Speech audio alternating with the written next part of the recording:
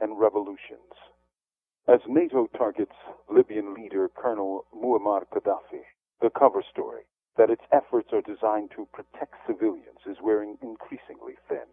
Daily, its efforts, including the targeting of Gaddafi and the killing of members of his family, look like regime change, suspiciously similar to Iraq of several years ago.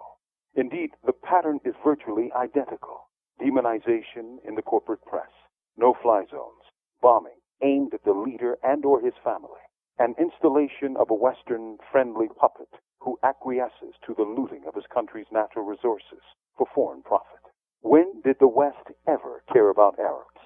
David Morrison, writing in a recent edition of Labor and Trade Union Review, answers the question thusly.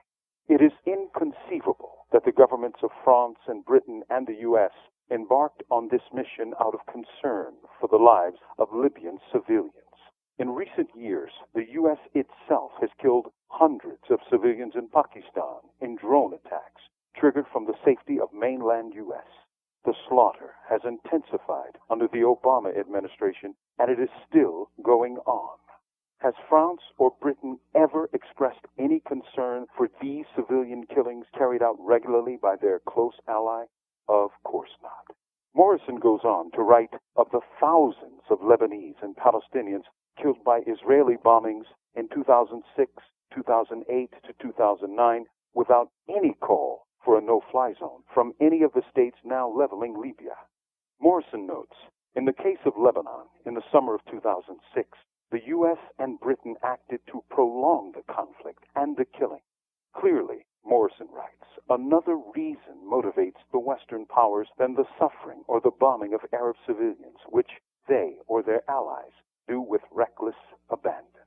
Morrison writes, though Gaddafi has accommodated himself to Western interests in recent years and opposes al-Qaeda, he has maintained the coherence of the Arab nationalist state he has built and retained a form of socialism in its structures.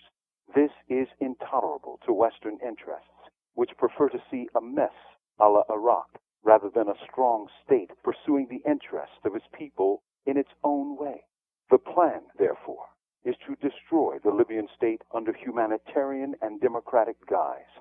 It is of no concern of the West that it may be unleashing a bloodbath. First Iraq, then Libya. That leaves the last Arab socialist state, Syria. That's why France and Britain and the U.S.